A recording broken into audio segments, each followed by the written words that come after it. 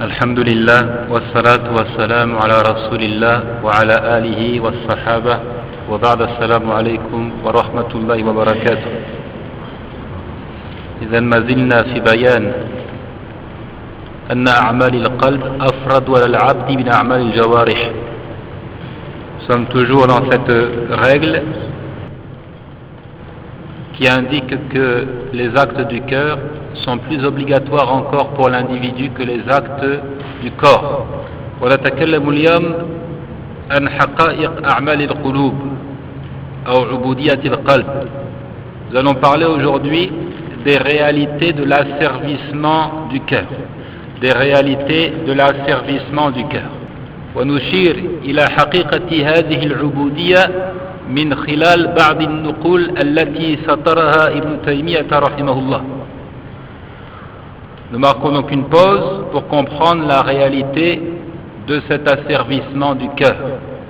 Et nous allons exprimer cette réalité grâce au dire de Ibn Taymiyyah, qu'Allah lui soit clément, rassemblé donc de ci, de là à travers ses ouvrages.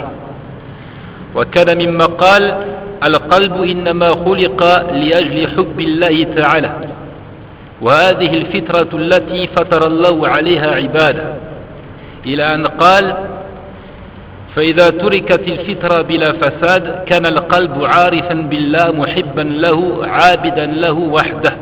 كلامه في مجموع الفتاوى. Il disait donc, entre autres, dans Majmou' al-Fatawa, le volume 10, page 134-135, il dit: le cœur n'est créé que pour l'amour d'Allah le Très-Haut. Le cœur n'est créé que pour l'amour d'Allah le Très-Haut. C'est là la nature qu'Allah a originellement donnée à ses serviteurs. Jusqu'à dire, si la nature demeure saine, sans corruption aucune, alors le cœur connaît Allah, il l'aime et il se soumet à lui seul. Ibn Taymiyyah nous renseigne donc sur cette fameuse nature qu'Allah a originellement donnée aux hommes, et il souligne le fait que c'est l'amour, le penchant du cœur pour Allah seul et sans associé. قال كل من علق قلبه بالمخلوقات أن ينصروه أو يرزقوه أو يهدوه خضع قلبه لهم وصار فيه من العبودية لهم بقدر ذلك وإن كان في الظاهر أميرا لهم متصرفا فيهم أو بهم فالعاقل ينظر إلى الحقائق لا إلى الظواهر.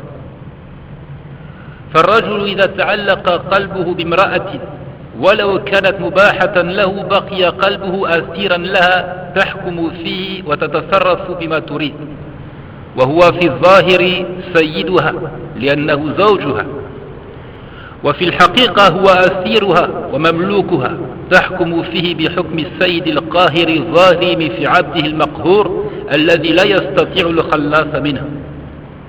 Il dit encore, quiconque accroche son cœur aux créatures afin qu'elles le secourent, afin qu'elles lui attribuent la provision, afin qu'elles lui accordent la guidée, alors son cœur se soumet à elle, son cœur se soumet à ces créatures. Il y a alors en lui un asservissement à la créature proportionnel à cela.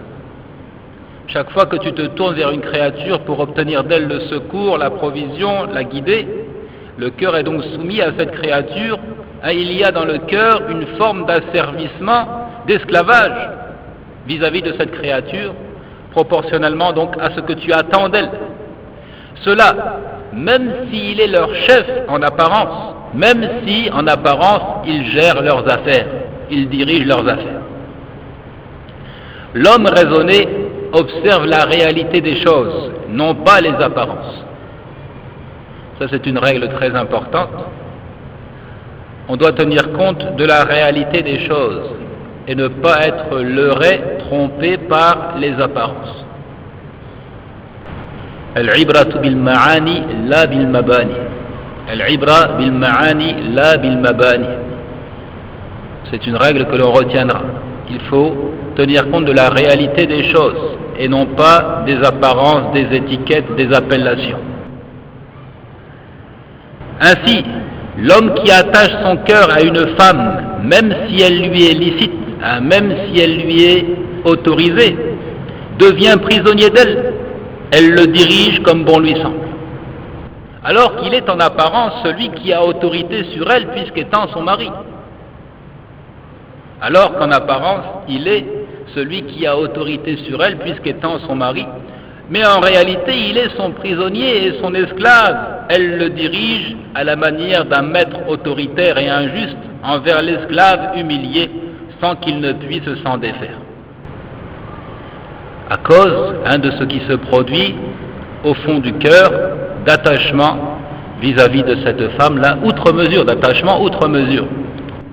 قال فإن أثر القلب أعظم من أثر البدن واستعباد القلب أعظم من استعباد البدن فإن من استعبد بدنه واسترق لا يبالي إذا كان قلبه مستريحا من ذلك مطمئنا وأما إذا كان القلب الذي هو الملك رقيقا مستعبدا لغير الله تبارك وتعالى فهذا هو الذل والأسر المحض والعبودية لما استعبد القلب له. La captivité du cœur est plus grande encore que la captivité du corps. L'assujettissement du cœur est plus considérable encore que l'assujettissement du corps. En effet, celui dont l'enveloppe charnelle est asservie n'en a que faire, si toutefois le cœur est reposé, apaisé. Par contre, si le cœur qui est le roi devient un serf, réduit à l'esclavage, assujetti à un autre que Allah, alors c'est cela qui constitue l'humiliation, la vraie captivité, l'asservissement à ce à quoi le cœur se plie. Tous ces propos vont dans le même sens. Ils signalent que si l'individu est traîné dans des chaînes en esclavage, il n'en a que faire si toutefois son cœur est habité par la foi et qu'il est soumis à Allah seul et sans associé.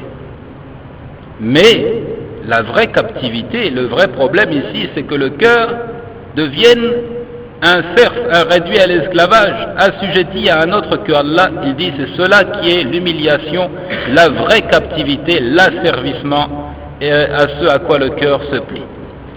وعبودية القلب وأثره هي التي يترتب عليها الثواب والعقاب يعني في الآخرة فإن المسلم لو أثره كافر أو استرقه فاجر بغير حق لم يضره ذلك إذا كان قائما بما يقدر عليه من الواجبات وأما إذا استعبد قلبه فصار عبدا لغير الله تعالى فهذا يضره ولو كان في الظاهر ملك الناس فالحرية حرية القلب والعبودية عبودية القلب.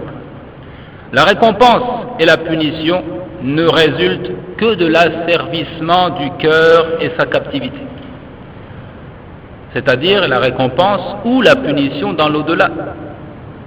Elle ne résulte que de ce qui se produit au niveau du cœur, d'asservissement à Allah ou au contraire à un autre que Allah. Ainsi, le serviteur soumis à Allah ne subit pas de dommages dans le cas où un infidèle ou encore un pervers l'aurait traîné dans des chaînes sans aucun droit, tant qu'il accomplit tout ce qu'il peut d'œuvres obligatoires. Tant qu'il accomplit tout ce qu'il peut d'œuvres obligatoires, il n'y a pas de dommage dans le cas où l'infidèle le traîne dans des chaînes et fait de lui un prisonnier ou un esclave. C'est-à-dire qu'il trouvera sa pleine récompense auprès d'Allah pour avoir fait tout ce qui était en son pouvoir. Il devra seulement considérer cela comme une épreuve de la part d'Allah et patienter et endurer. Quant à celui dont le cœur est asservi, c'est-à-dire à un autre que Allah, alors il devient le serviteur d'un autre que Allah, ce qui lui cause grand tort, cela même s'il est en apparence le roi des hommes. Donc même si en apparence il jouit d'une pleine liberté, à partir du moment où son cœur est asservi à un autre que Allah, effectivement il y aura pour lui un châtiment dans l'au-delà. La liberté n'est autre que la liberté du cœur, et l'esclavage n'est autre que l'esclavage du cœur. وقال أيضا كلما ازداد القلب حبا ازداد له عبودية وكلما ازداد له عبودية ازداد له حبا وحرية عما سواه والقلب فقير بالذات إلى الله من وجهين أو من جهتين من جهة العبادة ومن جهة الاستعانة والتوكل فالقلب لا يصلح ولا يفلح ولا يصلح ولا يفلح ولا يتلذ ولا يسر ولا يطيب ولا يسكن ولا يطمئن إلا بعبادة ربه وحبه والإنابة إليه ولو حصل له كل ما يلتذ به من المخلوقات لم يطمئن ولم يسكن إذ فيه فقر ذاتي إلى ربه ومن حيث هو معبوده ومحبوبه ومطلوبه. Il dit encore, toujours dans Majmou' al-Fatawa, toutes les fois que l'amour du cœur augmente pour Allah, son asservissement augmente également. Donc on le verra, Inch'Allah, il y a une relation étroite entre l'amour et l'obéissance, entre l'amour et la soumission. C'est pourquoi il dit, toutes les fois que l'amour du cœur augmente pour Allah, son asservissement augmente également. Et toutes les fois que son asservissement s'intensifie, alors son amour augmente également. Donc il y a une relation étroite entre les deux, l'amour et l'obéissance.